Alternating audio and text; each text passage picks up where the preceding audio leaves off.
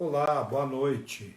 Estamos aguardando aqui a nossa convidada a aparecer, doutora Heloísa Hofmeister.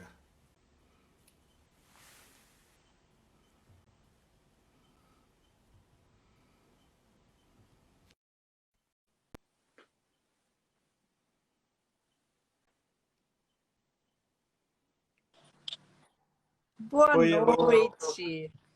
Boa noite. E aí, tá me ouvindo bem? A imagem tá boa? Tudo ótimo. Obrigada pelo convite. Estou te ouvindo muito bem. Imagem está ótima, som está ótimo. Podemos começar. Valeu, obrigada. Gostei do convite. Que bom. Elo, eu acho que cosmiatria, esse tema que nós escolhemos, ele é assim meio que tatuou na pele da gente, se eu posso dizer assim.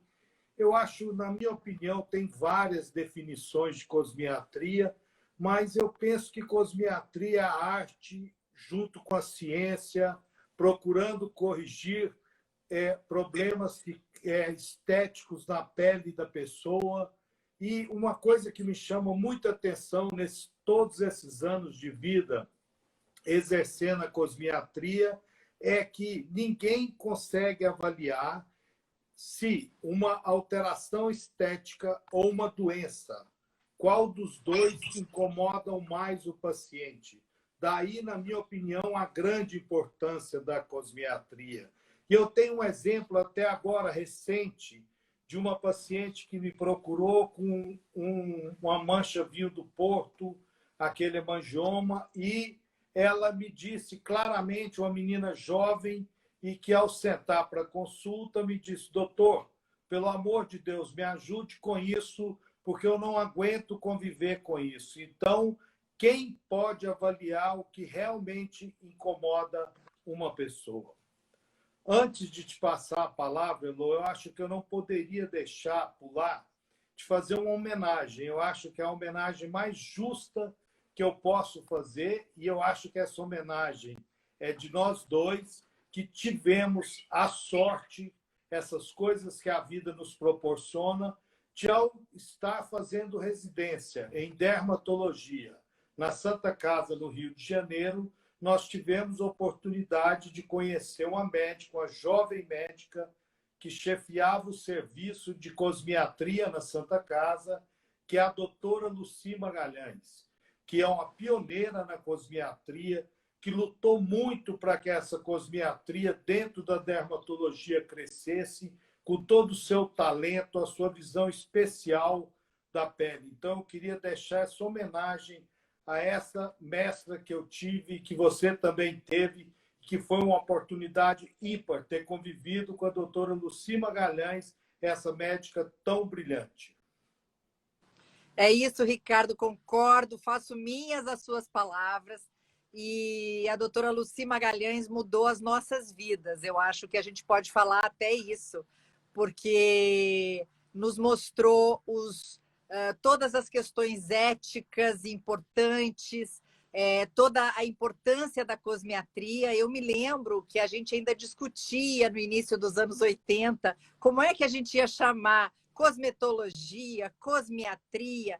Então, a gente estava ali no berço mesmo, no berço disso que hoje é tão querido por todos, é tão difundido, e a gente estava lá quando isso era um pequeno embrião e que ela foi, sem dúvida, a grande criadora e a grande influência dessa cosmiatria, né? dessa modificação, desse braço da dermatologia, que naquele momento era visto com olhos muito desconfiados pelos colegas mais Muito velhos, crítico. era visto com muita restrição, né? Então, a gente teve que abrir caminhos com picaretas sérias de abrir estradas e enxadas, e eu acho que a gente deve muito a ela. E eu gostaria de acrescentar, já que nós estamos iniciando essa nossa live, que me deixa muito feliz de estar aqui com você, eu gostaria de falar da doutora Heloísa, que foi a substituta da doutora Lucy Magalhães e chefiou esse serviço de cosmiatria da Santa Casa no Rio de Janeiro por muitos anos, com muito brilhantismo. Então, gostaria de dizer que você substituiu bem e acrescentou muito. E aí eu acho que agora nós já podemos começar dentro do título que a gente resolveu, cosmiatria ontem, cosmiatria hoje e a cosmiatria no futuro, né? Heloísa, eu acho assim, eu queria que você fizesse cronologicamente, porque naquela época, no início da cosmiatria, lá nos anos 80, nós fazíamos um peeling superficial, tratávamos acne, tinha ali a hidroquinona para tratar um melasma, e a gente ia ficando por aí, não tinha nada muito em termos de rejuvenescimento, por exemplo, de você rejuvenescer uma pele, não tinha praticamente nada, você se lembra disso. E eu queria que você fizesse essa cosmiatria, como ela foi evoluindo com ácido retinóico, e aí foram aparecendo outros ativos, ácido retinóico tópico, oral. Eu queria que você falasse um pouquinho disso, como isso foi introduzido dentro da dermatologia. Então, Ricardo, que coisa interessante. Pois é, eu acho que justamente a forma diferente de ver a cosmiatria começou no momento em que a tretinoína, que é o ácido retinóico, aparece. Então, em 1982, um argentino chamado Cordeiro, Alejandro Cordeiro Hijo, ele percebe que alguns pacientes têm uns cravinhos nessa região, que a gente chama de comedões actínicos, e ele usa o que se tinha na época para tratar acne, que era o ácido retinóico, imaginando que aquilo eram cravinhos de acne mesmo, e ele então percebe a melhora das rugas. Foi a primeira observação. Isso foi em 82. Naturalmente, os americanos pulam na frente, publicam o primeiro trabalho em outubro de 84, com já um substrato científico maior, mas esse foi a grande divisor de águas, porque até então, se a gente falasse a palavra rejuvenescimento, a gente estava falando uma coisa horrorosa. A gente não era mais médico, não é? Então, de repente, você consegue fazer uma biópsia, usar a tretinoína, que é o ácido retinóico tópico, creminho, e em 6 meses fazer nova biópsia e você tem ali uma melhora estrutural da pele, uma melhora vascular, uma melhora do colágeno, uma melhora da epiderme. Então, você andou para trás efetivamente em 6 meses com um tratamento tópico. Isso lá nos anos 80 foi um grande divisor de águas e passou com que as pessoas nos vissem com um pouco.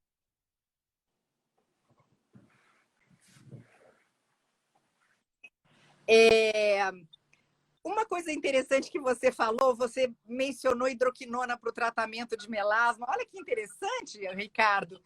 Não existe nada mais do que hidroquinona hoje para melasma. Você vai nos maiores congressos do mundo e você vê que a hidroquinona ainda é padrão ouro para o tratamento tópico do melasma. Você pode ter tecnologias, etc., mas em termos de tratamento tópico, desde então ainda é o mesmo produto que a gente usa como base de tratamento.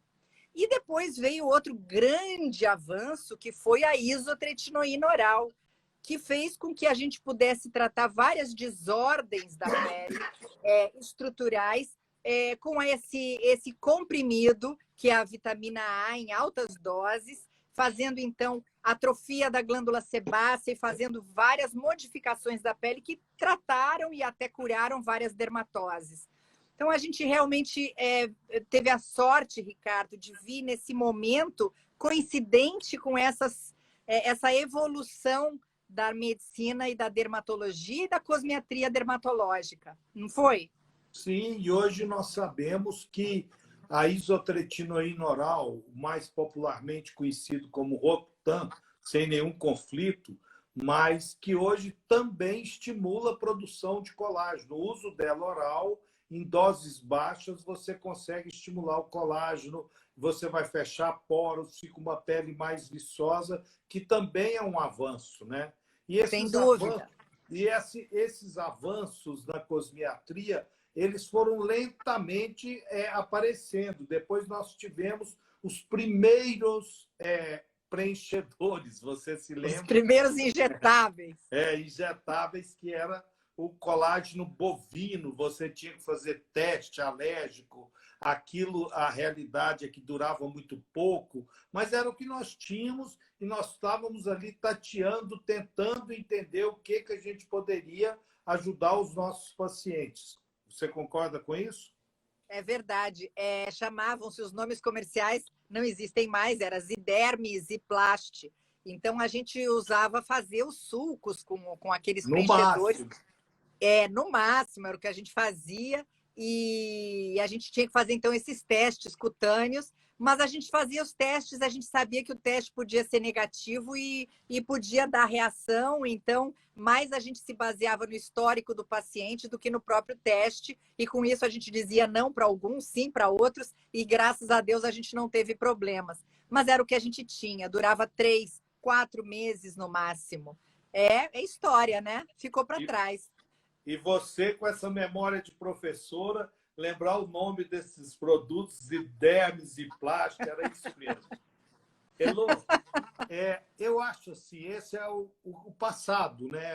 Foi o início de tudo, onde os caminhos foram se abrindo, e eu acho que ninguém naquela época, mesmo quem estava já muito envolvido com cosmiatria, imaginaria o avanço que nós íamos ter nos anos posteriores, né? Porque hoje a gente realmente tem um arsenal de tratamento que você vai desde os peelings, você vai desde a medicação tópica, você tem os injetáveis, entre eles o que eu destaco, que é o que eu uso, porque eu acho também que a gente, nessas lives, a gente tem que falar do que a gente usa, nós temos que falar Claro. do que nós Da usamos, experiência.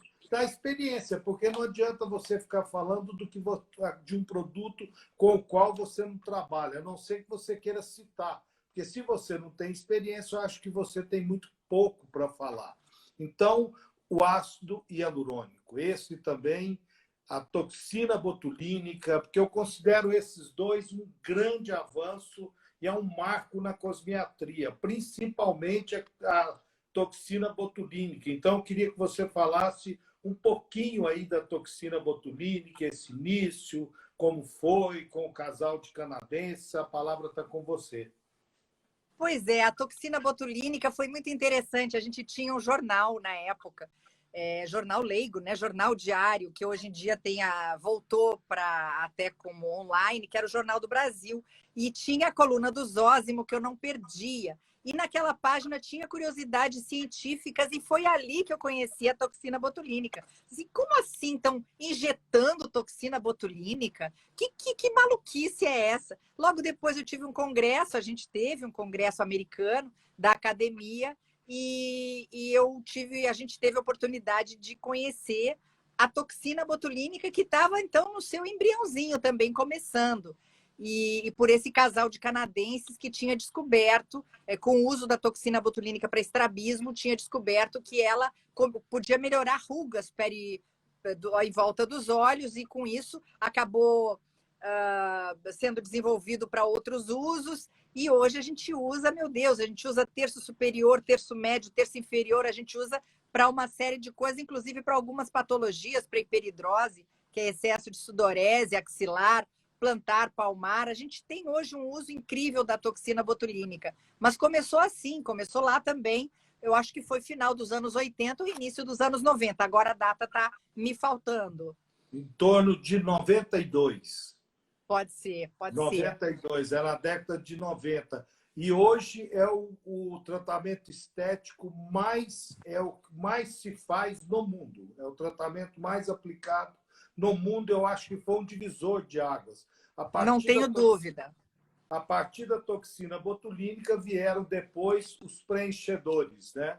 Sim, mas a toxina botulínica também é interessante notar que a toxina botulínica, com seu efeito preventivo, que é fantástico, é maravilhoso. Boa lembrança, muito importante, porque a gente lembra da toxina botulínica, tem aqueles memezinhos que tem aquele cachorrinho todo cheio de rugas, e a gente faz a toxina e dá uma melhorada, mas a gente tem como evitar a formação da ruga se a gente começa precocemente. Então, muito legal isso, é da toxina botulínica iniciada na juventude, ainda segunda década, bem interessante isso. E aí você vai para os preenchedores. Antes de ir para os preenchedores, Elô, a doutora Doris Hexel, uma colega nossa do Rio Grande do Sul, Brilhante. ela mostrou um trabalho muito interessante do uso da toxina durante 10 anos, impedindo a queda das pálpebras superiores. Quando você bloqueia os músculos depressores e bloqueia os periorbiculares aqui em volta dos olhos e o corrugador, e você consegue, com o passar dos anos, evitar a queda das pálpebras, que é um processo que acontece naturalmente. Então, mais uma vantagem da toxina botulínica. E que a cada dia, como você disse, vai apresentando outras aplicações. Hoje se faz toxina botulínica em cicatrizes, porque ela diminui ali a tensão, rosácea. Então, é um medicamento consagrado e, como eu disse agora há pouco, é o tratamento estético mais efetuado no mundo. É o que se efetua em maior quantidade no mundo hoje, a toxina botulínica, até porque a toxina botulínica tem uma característica que é muito importante em qualquer procedimento, que é a segurança. Ela é muito segura e quando tem algum efeito, quando por algum motivo o paciente não ficou satisfeito, o efeito é transitório, vai durar ali 4, 6 meses, não tem nenhum efeito definitivo, é um medicamento que não apresenta alergias. As pessoas que usam toxina botulínica podem usar tranquilamente, que não vão ter problemas, exceto em alguns casos, como grávidas, mulheres que estão amamentando, pessoas que têm alguma distrofia muscular. Mas, fora isso, é um medicamento seguro, sem maiores problemas e consagrado dentro da cosmiatria. E uma coisa interessante, eu estou vendo uma pergunta que está entrando aí, uma coisa interessante é que a gente usa muito em terço inferior. A gente usa não só para definir a mandíbula, mas a gente usa também em pescoço, para melhorar as rugas do pescoço. E a gente consegue, inclusive, diminuir papada com o uso correto da toxina botulínica, também uma outra lembrança interessante. Ela é muito útil e eu sou fã e tenho certeza que você também é fã. Com certeza. Elô, passando um pouquinho da toxina botulínica, vamos agora para os injetáveis, os preenchedores. Eu queria que você falasse um pouquinho, ou você escolhe iniciar pelos bioestimuladores, tentando colocar para as pessoas que estão nos vendo o que é isso, como isso funciona, suas indicações. Depois, se você passa para o ácido hialurônico, para a gente dar uma visão geral hoje desse MD Codes que a gente escuta o tempo todo na clínica. Doutor, o senhor faz MD Codes? Então, é muito interessante esclarecer essas dúvidas, que é a gente tentar que as pessoas saiam com o menos de dúvidas possível. Uma coisa interessante, que é incrível, mas muitas pessoas têm uma dúvida importante de qual é a diferença da toxina botulínica e do ácido hialurônico. Então, qual é a diferença daquele medicamento que você injeta e que diminui o movimento muscular, essa é a toxina botulínica, e o ácido hialurônico, que é alguma coisa que a gente vai preencher um espaço, de alguma maneira. Então, só começando então pelo ácido hialurônico, que foi anterior aos bioestimuladores de colágeno, a gente então começou usando lá atrás o colágeno para fazer preenchimento do sulco, e a gente continuava fazendo preenchimento de sulco com ácido hialurônico. Só que o ácido hialurônico foi modificando e os estudos anatômicos da anatomia do envelhecimento também foram se sofisticando e melhorando. E com isso a gente percebeu que não tinha só diminuição de colágeno. Além da diminuição de colágeno, a gente também tinha diminuição dos compartimentos de gordura. A gente percebeu, a gente aprendeu que tinha os compartimentos de gordura distribuídos na face de uma forma peculiar e que se você preenchesse determinados compartimentos, se você fizesse justa ósseo, porque tem perda óssea também, com envelhecimento eu vou dizer coisas feias aqui, mas é verdade, com envelhecimento você murcha. Então, com essa coisa de derretimento e de murchar do envelhecimento, você precisa alguma coisa que levante você. Então, a perda óssea é uma coisa importante a ser vista nesse momento. Então, o ácido hialurônico foi o primeiro produto que se utilizou com esse intuito, fazendo, então, uma reorganização da arquitetura da face, que eu acho que é uma coisa muito importante. Porque nós sabemos que no processo de envelhecimento nós vamos perder gordura, nós vamos perder água, nós vamos ter uma reabsorção óssea. Então, é um processo, né? O envelhecimento não é uma coisa só, é um processo. Então, eu acho que cada paciente tem que ser muito individualizado, não existe uma receita de bolo. E aqui eu deixo um alerta, eu acho que é muito importante você procurar um médico da sua confiança, sabe? Eu não vou entrar nessa polêmica de quem deve ou quem não deve fazer. Mas, se for possível, procure um médico da sua confiança, um dermatologista ou um cirurgião plástico que estudaram bastante, conhecem essa anatomia.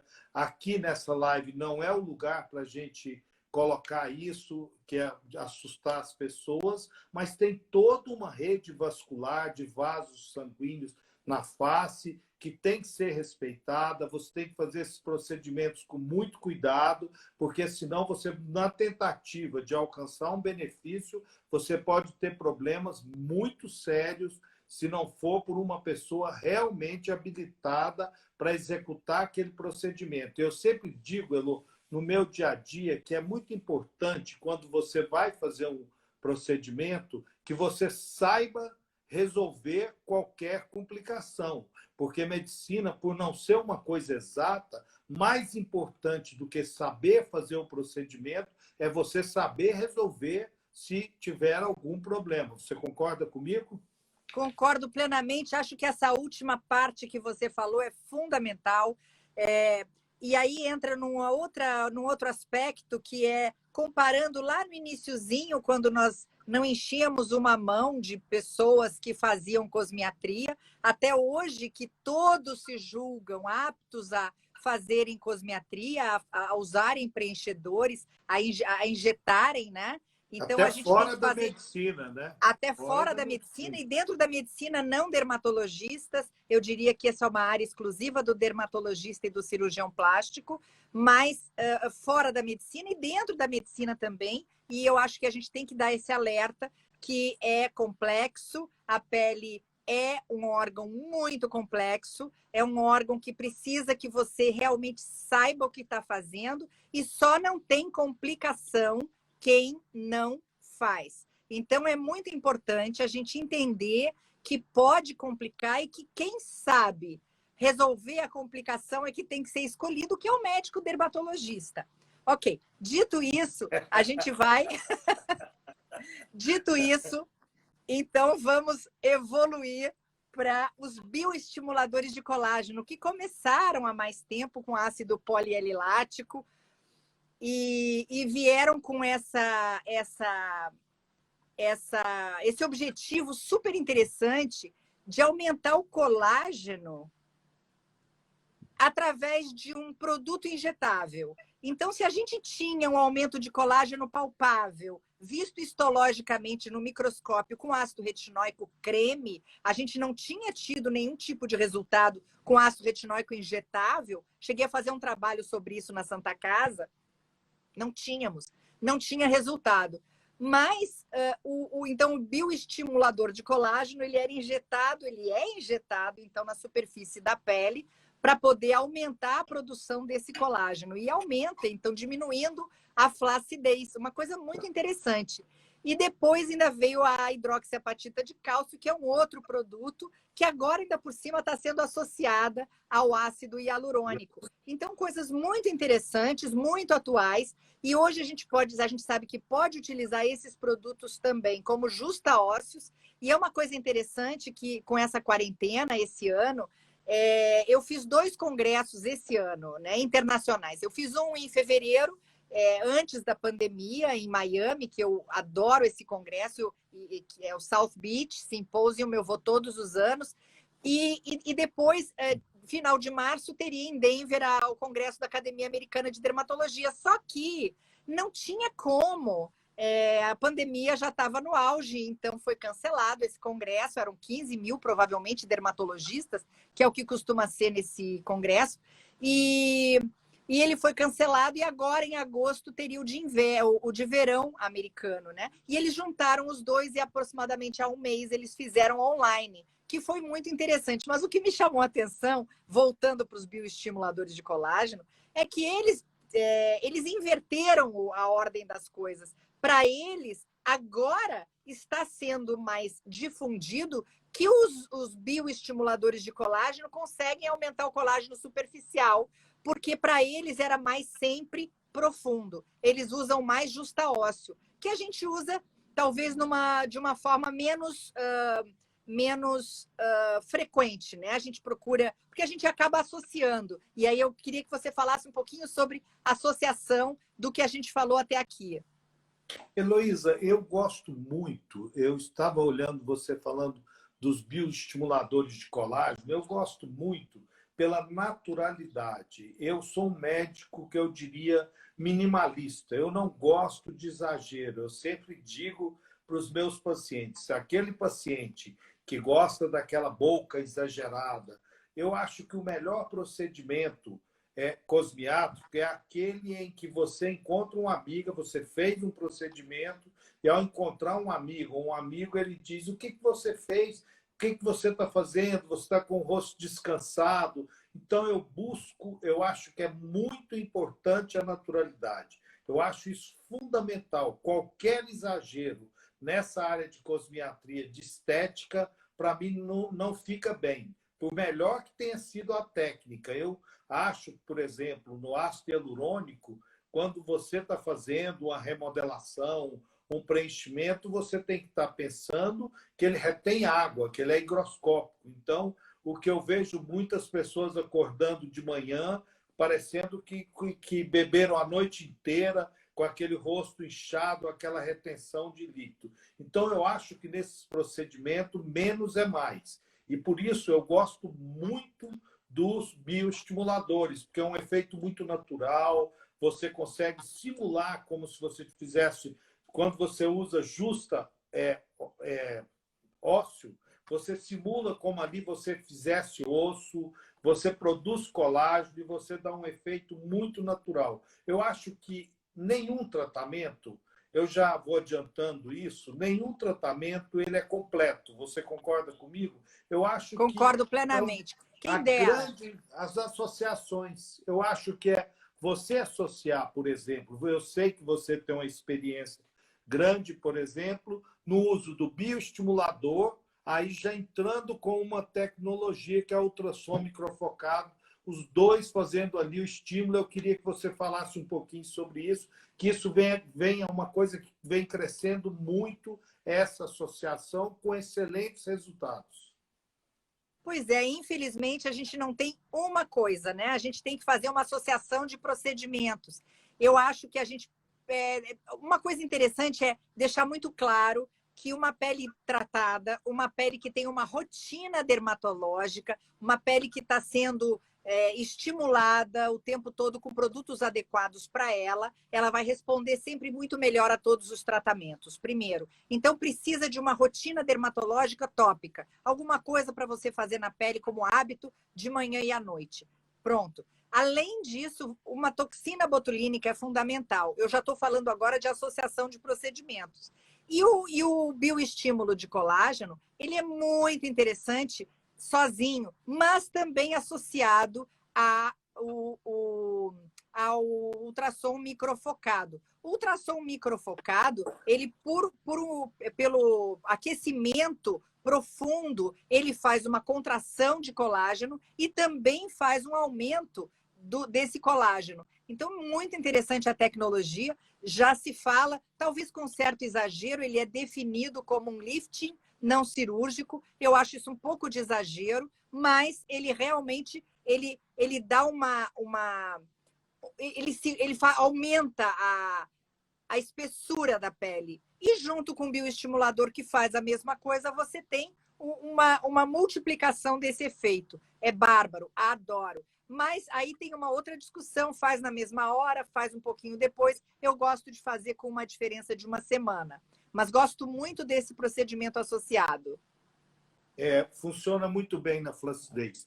E aproveitando o ganchozinho disso que você falou, de que é um lifting não cirúrgico, você acha que é um questionamento que se faz muito?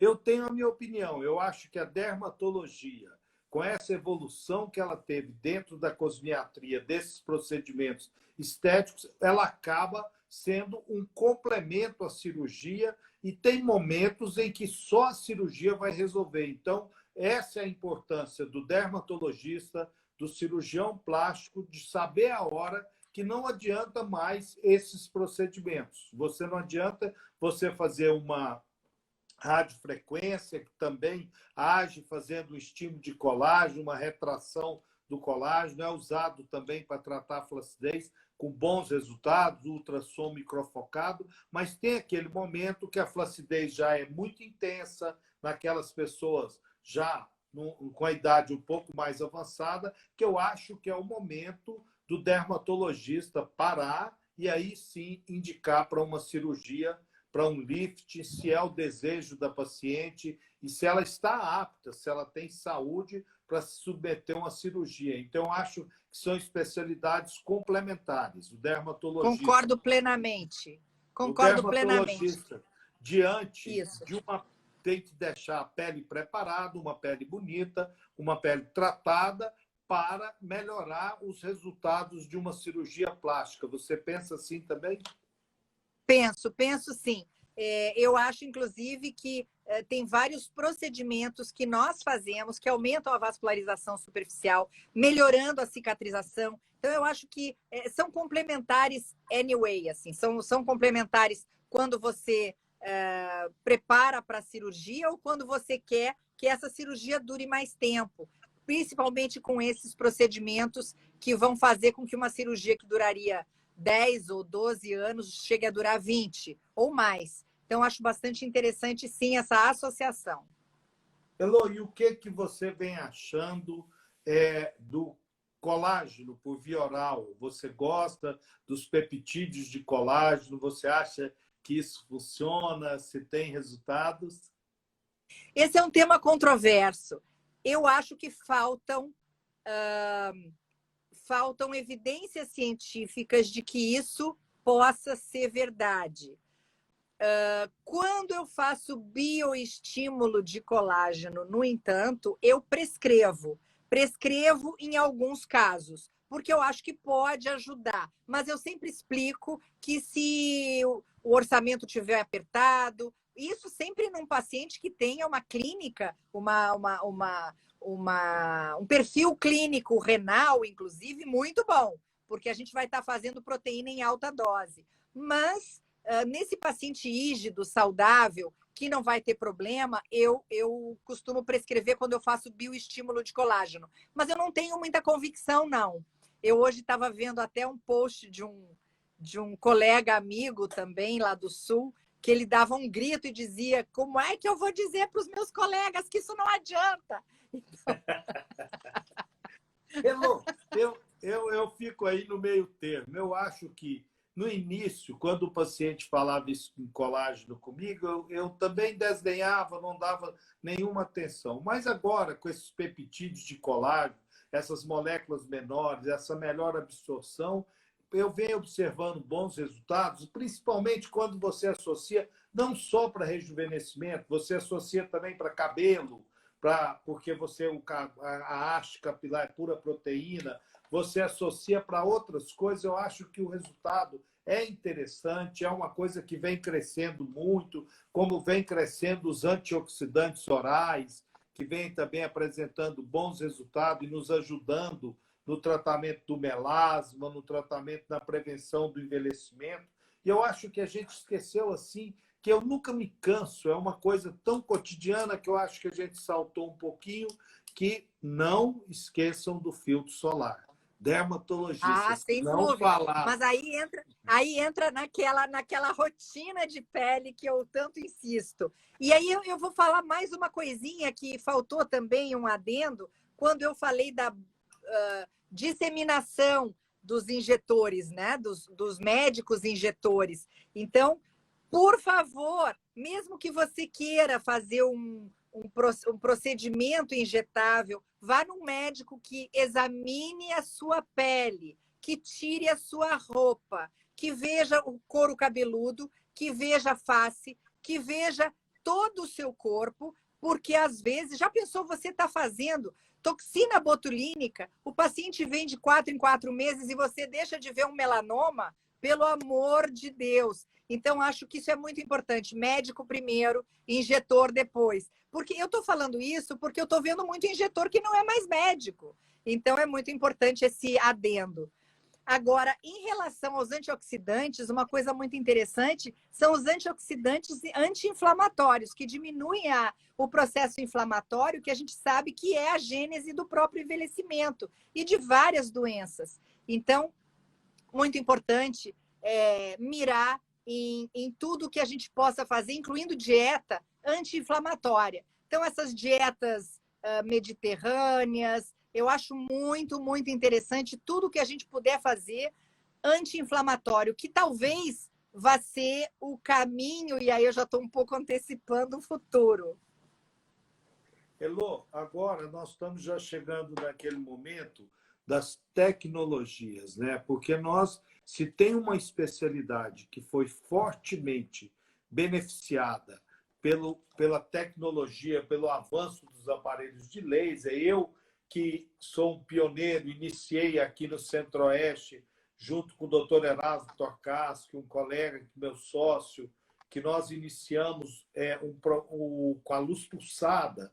Era ali o início do uso do laser e um aparelho extremamente difícil de você achar os melhores parâmetros para ter bons resultados e não ter problemas, porque a luz pulsada é uma luz policromática, não colimada, várias direções, vários comprimentos de onda. Ela faz muita coisa, ela faz tratamento de rejuvenescimento, ela tira manchas, ela faz fotodepilação, mas nada específico. Então, você tem que ser muito cuidadoso com relação à luz pulsada. Eu uso luz pulsada há quase 25 anos e, mesmo assim, sempre com muito cuidado, porque a luz pulsada ela nos surpreende, ao contrário do laser, que é mais previsível, né? Deixar bem claro que luz intensa pulsada não é laser. É uma luz, tem efeito com calor na pele, trata vasos, trata manchas, estimula colágeno, mas não é laser. Então, eu acho deixar isso muito claro, porque é dentro também da parte de depilação prolongada, depilação definitiva. Você falar em depilação definitiva, você tem que falar com laser, não é com fotodepilação. Fotodepilação, você tem uma depilação prolongada. Não é que tenha nada de errado, mas não é definitiva.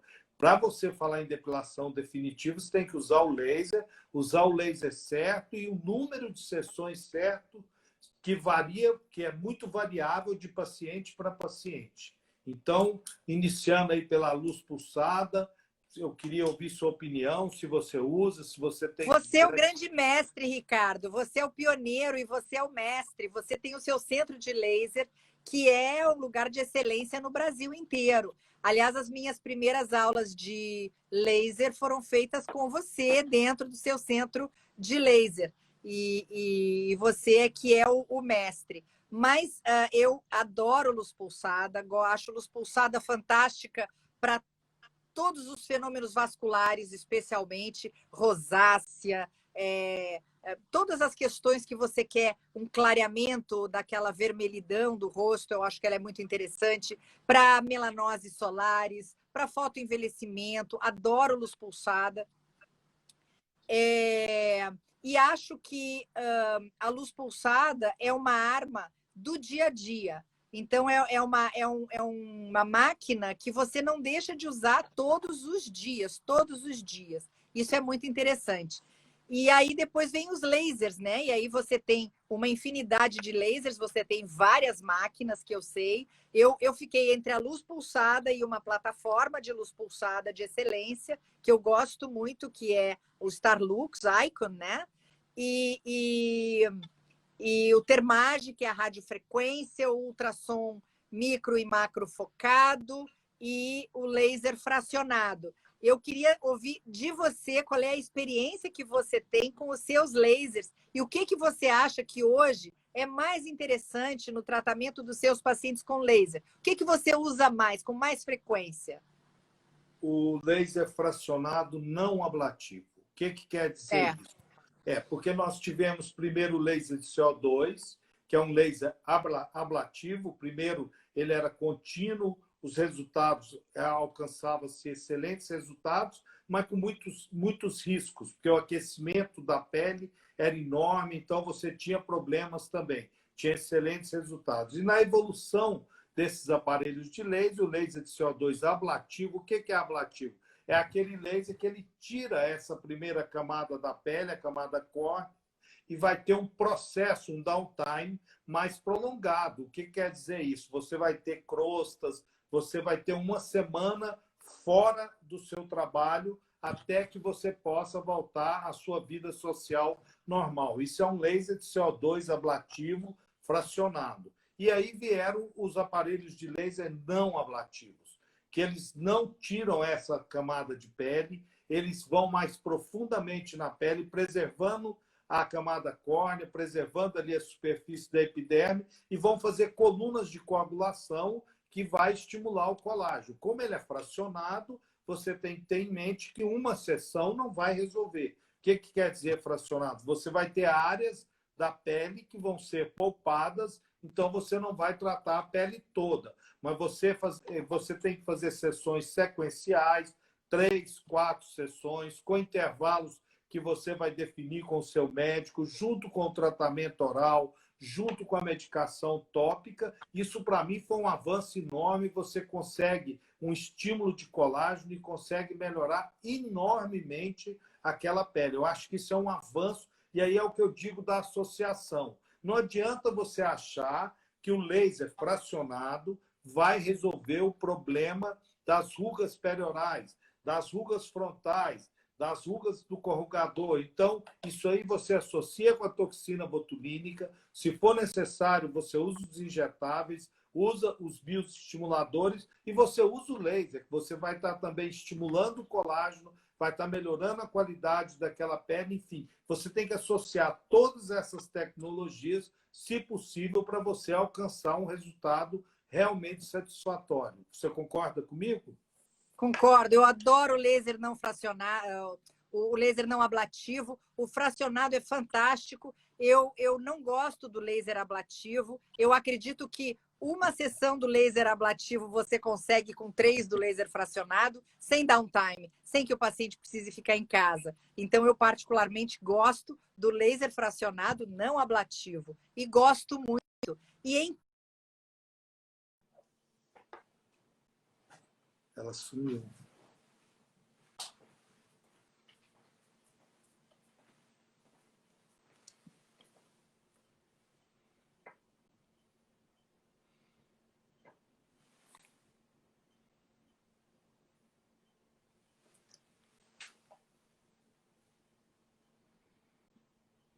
Quantos minutos? O aplicativo me agradeceu. O aplicativo agradeceu e disse tchau para mim, só que eu voltei. Quando a gente começa a falar de um assunto que a gente ama, não quer parar, né? O aplicativo tira, mas a gente volta. A gente volta. A gente ainda tem um pouquinho de tempo, mas só para concluir. Então, o laser não fracionado, hoje a gente usa para tantas coisas que a gente usava para melhorar a qualidade da pele, fechar o poro, melhorar viço, melhorar brilho, etc. E hoje a gente pode usar para cicatrizes, para estrias, me ajuda para tantas coisas. Então, adoro laser fracionado não ablativo. Olha, Elo, o laser fracionado não ablativo, por não ser agressivo, não tirar o paciente da rotina, do dia a dia dele, da vida social dele, mas ele também tem suas limitações. Então, o paciente tem que estar muito orientado que ele não vai alcançar um resultado na primeira sessão, mas que o resultado gradativamente vai se acentuando. Cada hora que você estimula o colágeno, você imagina como fracionado. Ficam áreas de pele não tratadas. Você trata em torno de 20%, 25% da pele. Apesar de quando você olha no espelho macroscopicamente, você vê a pele demasiada, um pouquinho inchada, vermelha, pode apresentar uma leve descamação. Você acha que para o paciente tratou toda a pele, mas na realidade você tratou entre 20% e 25%. Eu acho que isso tem que ser colocado muito bem explicado para que a pessoa real, para que ela tenha paciência para alcançar os melhores resultados. Isso é como, assim, mudando um pouquinho, o tratamento de cabelos. Se o paciente que vai tratar qualquer problema nos cabelos, vamos dizer, um eflúvio telógeno, uma queda de cabelos aguda, se ele for muito ansioso e quiser um resultado imediato, e se ele não procura um médico dermatologista, ele abandona o tratamento. Ele acha que ele começa a usar, por exemplo, um medicamento que é consagrado, o minoxidil, e muitas vezes no início o cabelo cai até mais. Não é que cai. O minoxidil estimula a fase de crescimento e acaba empurrando aqueles cabelos que já estavam mortos, que iriam cair mesmo. Então, no início, há um aumento. Se ele não tem uma orientação, ele acaba abandonando o tratamento. Então, eu acho que é muito importante, qualquer tratamento, a orientação médica, sabe? Eu sempre digo, laser não faz nada. Quem faz é o médico que está atrás do laser. Não é o laser. Concordo plenamente. Você tem que ter a segurança de que aquele médico que vai tratar você, ele sabe qual energia ele vai usar, qual pulso, entendeu? Assim, uma coisa muito... O laser é muito domina a máquina e sabe onde quer chegar. Sim. Porque não adianta eu te dar o melhor avião ou te colocar na Fórmula 1 para correr, que você, com o melhor carro, você não vai alcançar bons resultados. E só para terminar um pouquinho sobre os aparelhos de laser, a tecnologia, eu queria falar um pouquinho do laser picosegundos, que é um outro conceito.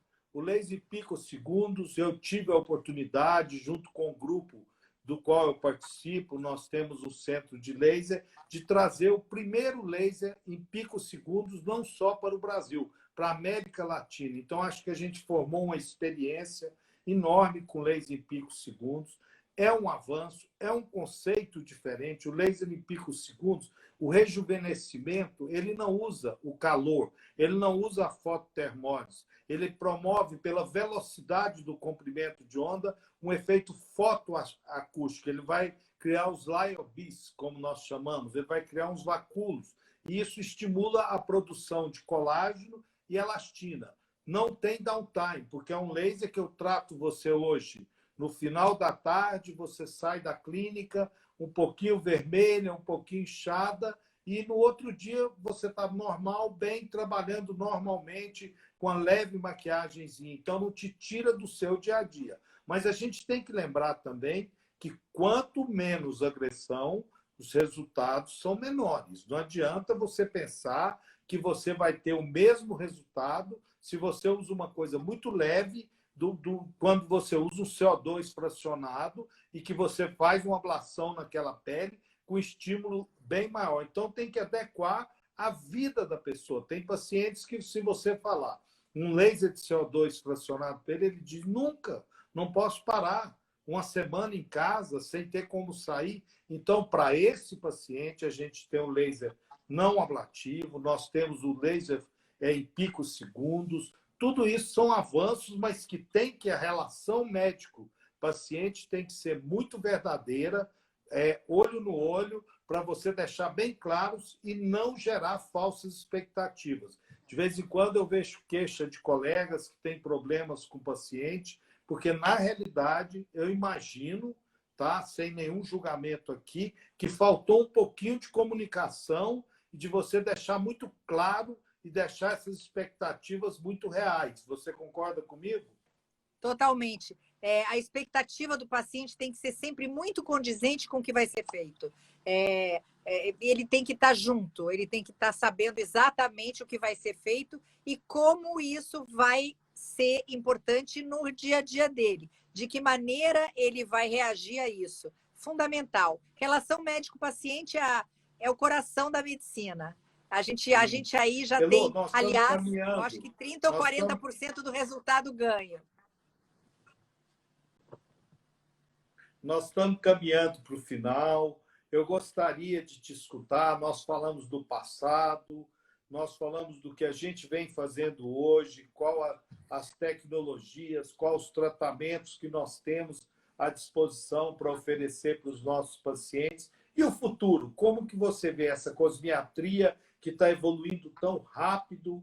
O que é que você vê aí vindo no futuro? É interessante que ela evolui muito rápido, mas existem medicações consagradas do passado que se mantêm hoje. Isso é interessante, porque às vezes o paciente vai dizer, eu quero as novidades. Às vezes não tem muitas novidades. Mas agora a gente tem muitos antiandrogênicos novos chegando, que vão tratar queda de cabelo, que vão tratar aumento de pelos fora do couro cabeludo, que vão tratar acne. Então, a gente tem algumas coisas novas como antiandrogênicos chegando no mercado.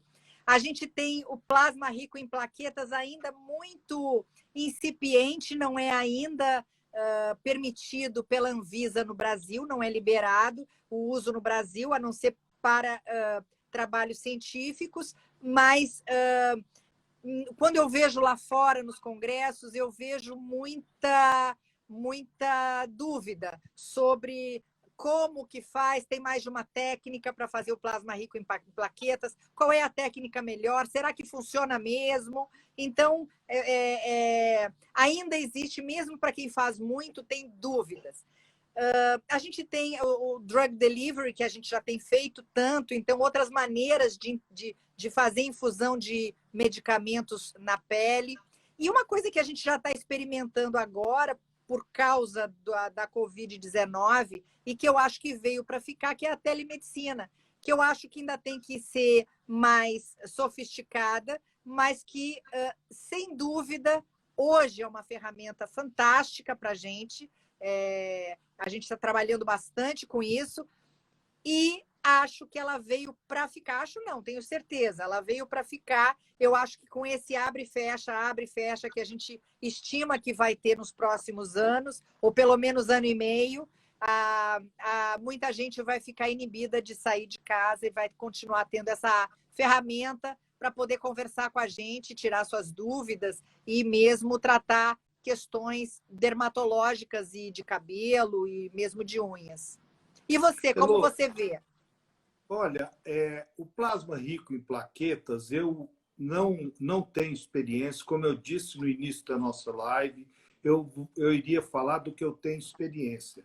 Já tive a oportunidade, já participei de workshops, mas ele é muito usado na Europa, ele é usado bastante, mas aqui no Brasil, e tem muitos trabalhos, tem trabalhos que falam bem, que os resultados foram bons, mas ainda é uma coisa que ainda está muito... Exatamente isso. E não a Anvisa não permite. Então, nós não temos uma liberação. E eu acho que medicina tem que ser feita de uma maneira muito séria, porque se você usa um tratamento desse e por algum motivo não evolui satisfatoriamente, o médico vai estar totalmente descoberto legalmente, porque ele está usando uma coisa que não tem autorização. Quanto a isso, então, eu não tenho experiência. Agora, com relação à telemedicina, ela vinha de uma maneira incipiente, parece que o CFM tinha... Isso antes da pandemia. Tinha liberado, depois voltou atrás, e agora, com a pandemia, se tornou uma realidade. Eu acho que isso só vai crescer e só vai evoluir. tornando a vida das pessoas mais fácil, o deslocamento. Cada dia as pessoas têm menos tempo. É uma opção, não vai substituir a consulta presencial. Eu acho que esses dois vetores aí vão conviver, mas eu sou entusiasta também. Acho que a dermatologia se beneficia muito disso, por ser uma ciência muito visual. Então, se o paciente te encaminha umas fotos com boa qualidade e você com uma boa história, uma boa anamnese, com muita calma, na maioria das vezes você consegue ajudá-lo. E se não for possível ajudá-lo pela telemedicina, você vai ter que ter uma consulta presencial, acrescentar um exame complementar, uma biópsia, enfim. Acho também que é uma tecnologia que veio para ficar. E como o nosso tempo está se encerrando, queria que você falasse suas palavras finais aí, por favor. A primeira live que eu não vou ser interrompida. E agradecer sua presença, falar que eu adorei, que você, como sempre, muito, muito atualizada, um espírito de professora, e não é à toa que chefiou um serviço de cosmiatria anos e anos, com enorme sucesso. Obrigado por ter aceitado o convite. Primeiro, obrigada pelo convite, eu amei. Obrigada a toda a audiência, que eu estou vendo gente muito querida nos assistindo, e eu acho que a live, eu acho que as pessoas gostaram, então obrigada também por estarem aqui com a gente. E eu estou muito feliz porque eu não vou ser interrompida pelo aplicativo. Eu também queria agradecer a todos que nos assistiram. Obrigado, espero que tenha sido esclarecedor. Beijo a todos. Beijo.